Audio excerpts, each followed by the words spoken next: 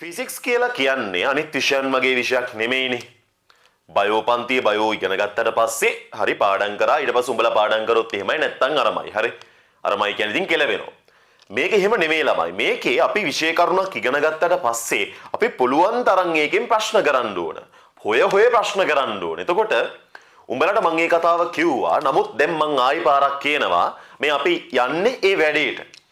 අපිට තව දෛශිකවල ඉගෙන ගන්න ළමයි ඉතා වැදගත් කොටස් කීපයක් තියෙනවා. නමුත් මං හදිස්සි වෙන්නේ නැහැ.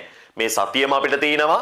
මේ සතියේ අද අපි මේ කරන්නේ ගණන් කීපයක් හදලා ඉගෙනගත්ත දැනුම තහවුරු කරලා ඔලුවට දාගන්න එක. පැහැදිලිද? ඒකට ඔයා ඔලුවට තියාගන්න ඕන දෙයක් තමයි කිසිම දෙයක් එකපාරක් කරයි කියලා අපිට ඒක පුළුවන් වෙන්නේ නැහැ.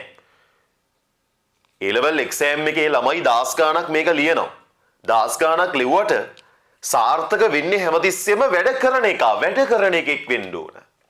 තේරුණාද දරුවනේ?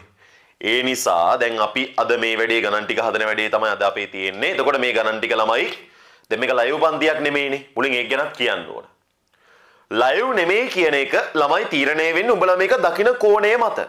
දැන් කවුරු හරි මෝඩයෙක් ඉන්නව මෙතන මං කොච්චර කිව්වත් රෙකෝඩින් ඉන්නේ පස්සේ බලනවායි කියලා ගොඩ ගහ ගන්නවා. නැත්තම් කිසිම ගරුත්වයක් නැහැ ළමයි ඇඳේ පෙරලිලා මේක බලනවා. වැඩක් නැහැ. උඹලා මේ පන්තියේ උපරිම ප්‍රයෝජනය ගන්න නම් මේකට දෙන්න ඕන ගරුත්වය දෙන්න ඕන. ෆෝන් එක මේ සුඩින් තියන්න මොකක් හරි ස්ටෑන්ඩ් එකක් උඩ කඩදාසි වලින් හරි වාට හදාගන්න පුළුවන්. තියලා ඉවර වෙලා ඒක ඉස්සරහින් වාඩි වෙන්න. පන්තියේ ගිහිල්ලා ඉන්නේ කිසියම් ගෞරවයකින්ද ඒ ගෞරවෙන්ම ඉන්න ළමයි.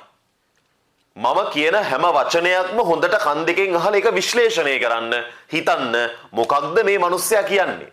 හරිද? ඒක වෙන්නේ කොහොමද? තමන්ගෙන් ප්‍රශ්න කර මේ හැම ගානක්ම අඩු ගානේ දෙපාරක්වත් හදන්න. තමන් තනියම හදන්න ඕන. බෝඩ් එක බලාගෙන හදාගන්න එක නෙමෙයි වැඩේ. ඔයා තනියම මම හදන එක බලාගෙන මේක තේරුම් ගන්න ඕන. තේරුම් අරගෙන ආග ඔළුව මෙහෙවන්න ඕන මේක හදන්න. ලොකු ටෝක් ඕන් නෑ ළමයි. උඹලට බොක්කට තේරෙන්න ඕන මම මේක කරන්නේ මම විසින් කියලා. මේ කිසිම ගානක් මම හදන ගණන් නෙමෙයි. මම උඹලව ගයිඩ් කරනවා මේක හදන්න. හැබැයි උඹලා තනියම මේ ගාන හදන්න ඕන. අවසානයේ මෙතන ඉන්නව නම් එක ළමෙක් හරි අද බින්දුවේ ඉන්න.